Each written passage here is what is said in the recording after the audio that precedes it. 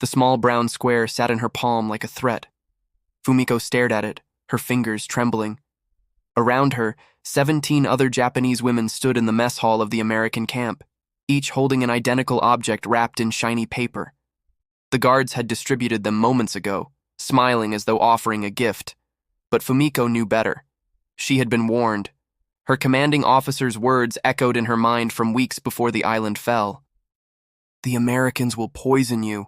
They will make it look like kindness, but it is death disguised. The wrapper crinkled as her hand shook.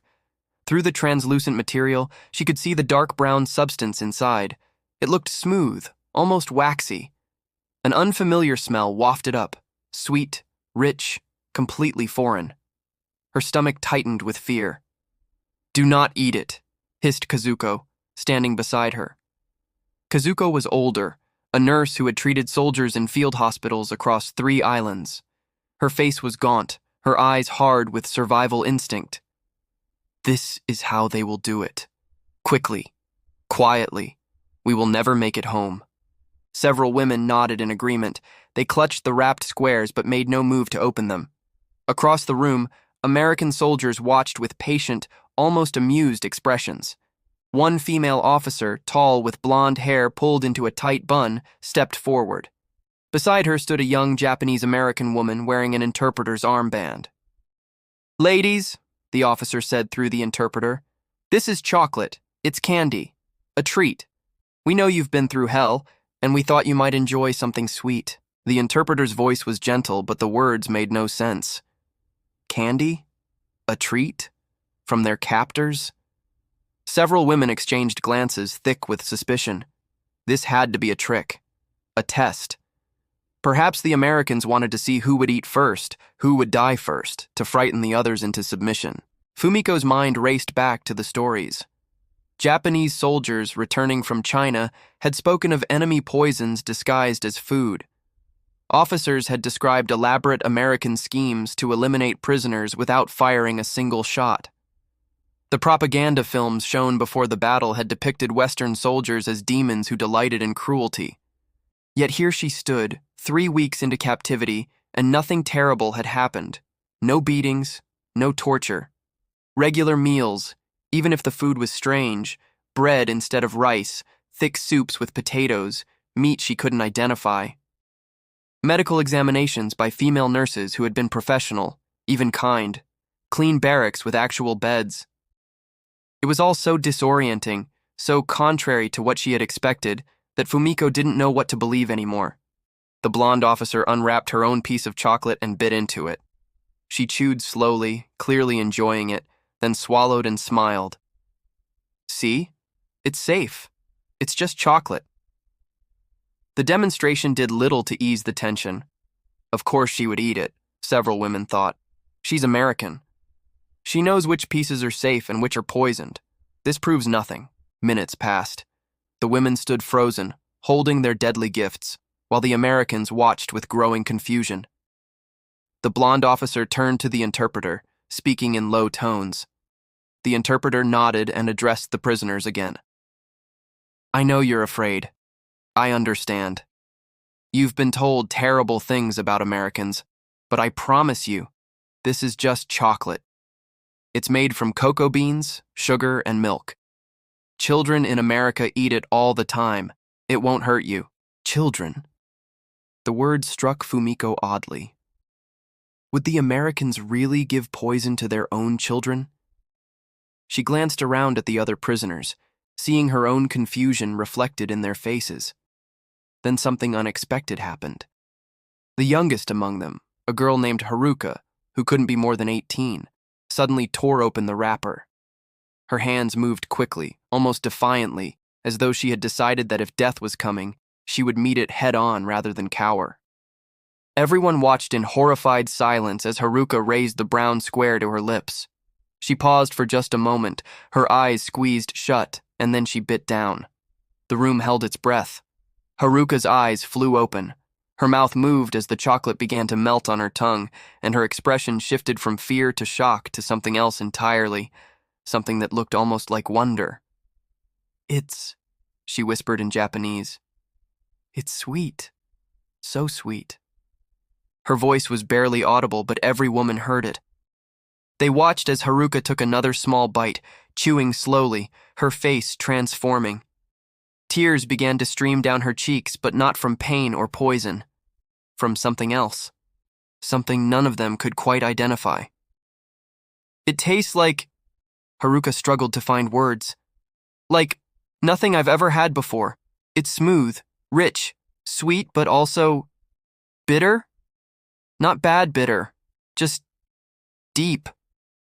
The interpreter smiled and translated for the American officer, who nodded with satisfaction. That's chocolate, the officer said. From Hershey, Pennsylvania. Every American soldier gets some in their rations. We thought you might like it too. Minutes ticked by. Haruka remained standing, breathing normally, showing no signs of distress. The women stared at her as though she were a ghost, someone who had crossed into the realm of death and somehow returned. But she wasn't dying. If anything, she looked more alive than she had in months. Slowly, tentatively, another woman named Yuki unwrapped her piece. She sniffed it first, her nose wrinkling at the unfamiliar scent. Then, watching Haruka carefully for any signs of delayed poisoning, she took a small bite. The effect was immediate. Yuki's eyes widened, and she let out a small gasp. "Oh," she breathed. "Oh, this is..." One by one, the women began to unwrap their chocolate. Some nibbled tiny corners, testing for danger. Others, emboldened by their companion's survival, took larger bites.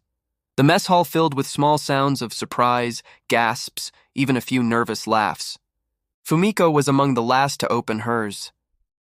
Her fingers fumbled with the wrapper, and when she finally freed the chocolate, it had begun to soften slightly from the warmth of her hand.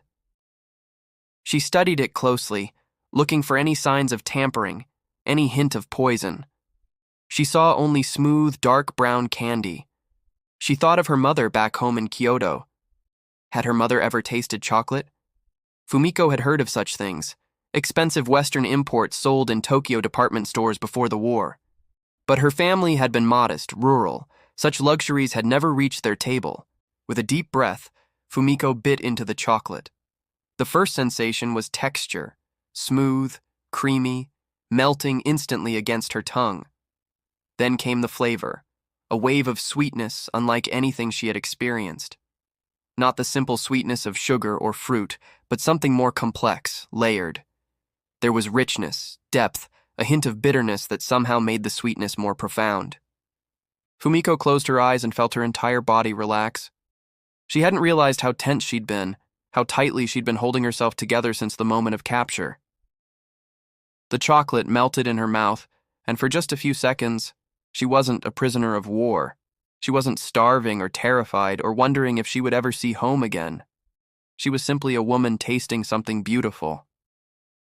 When she opened her eyes, tears were streaming down her face. The chocolate incident became a turning point. It was such a small thing, a piece of candy no larger than a thumb, yet its impact rippled through the prisoners' understanding of their captivity. In the barracks that night, the women couldn't stop talking about it. They lay on their bunks, the strange sweetness still lingering on their tongues, trying to process what had happened. "Why would they give us chocolate?" Kazuko asked, her voice thick with confusion. She had eaten hers, eventually after watching everyone else survive, but remained deeply suspicious. What purpose does it serve? "Maybe it's to make us weak," suggested another woman. "To make us forget who we are, to soften us."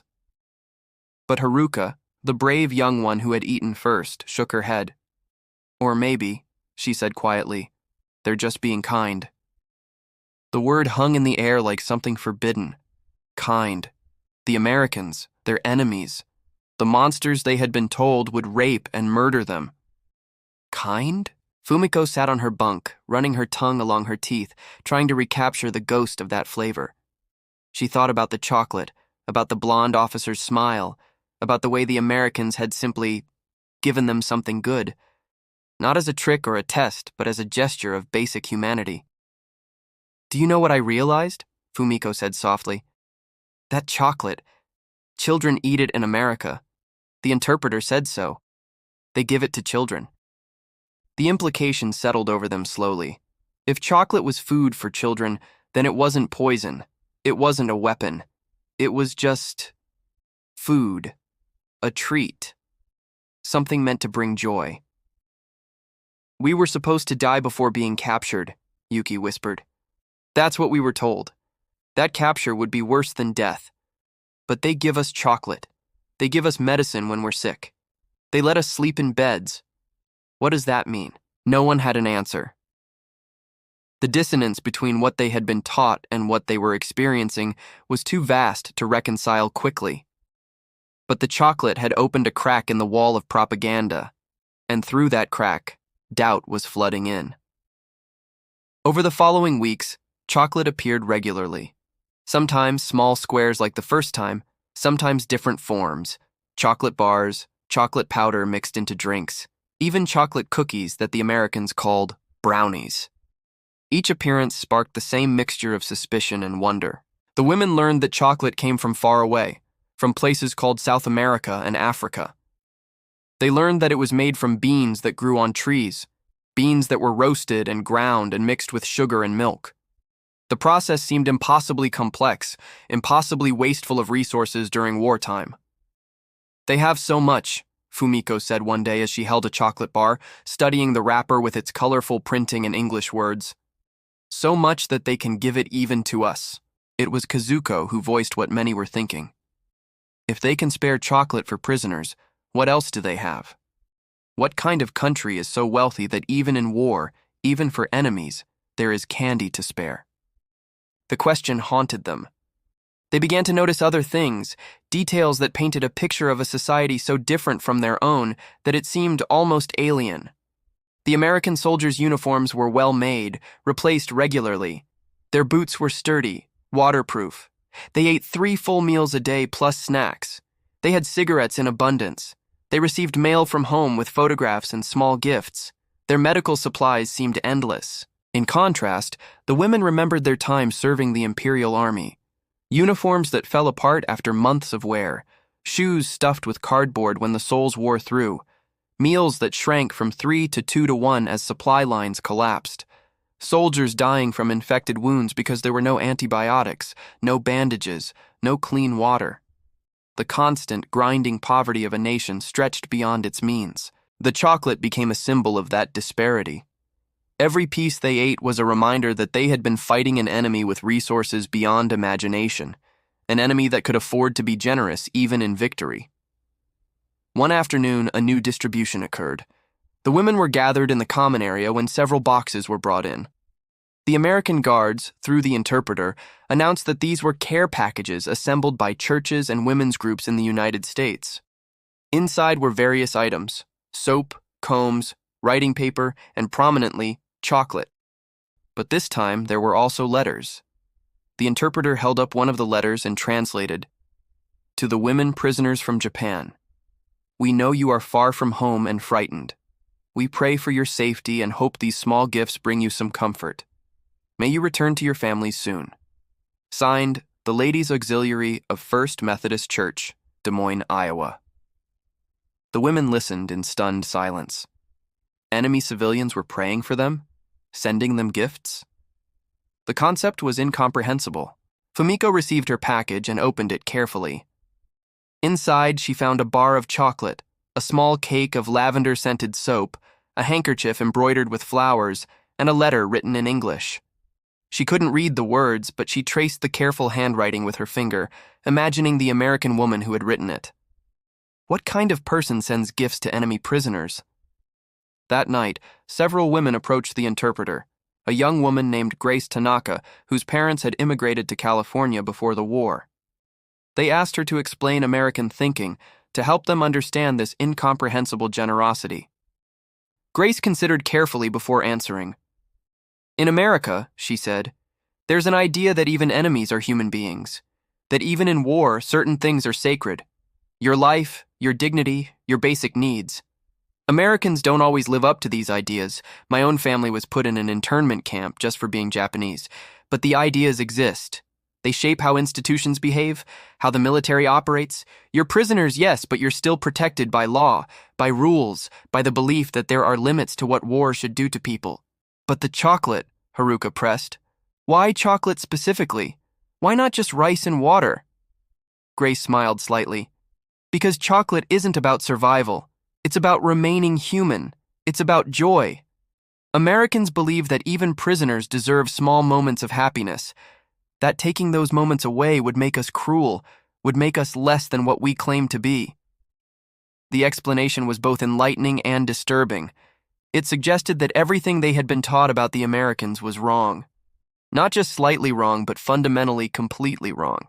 As months passed, chocolate became normalized. The initial fear faded, replaced by anticipation. When distributions occurred, women actually smiled, even thanked the guards in broken English. Some developed preferences: dark chocolate versus milk chocolate, bars versus pieces, brands they recognized from repeated distributions. But the deeper impact remained. Every piece of chocolate consumed was a lesson in propaganda, in how thoroughly they had been deceived.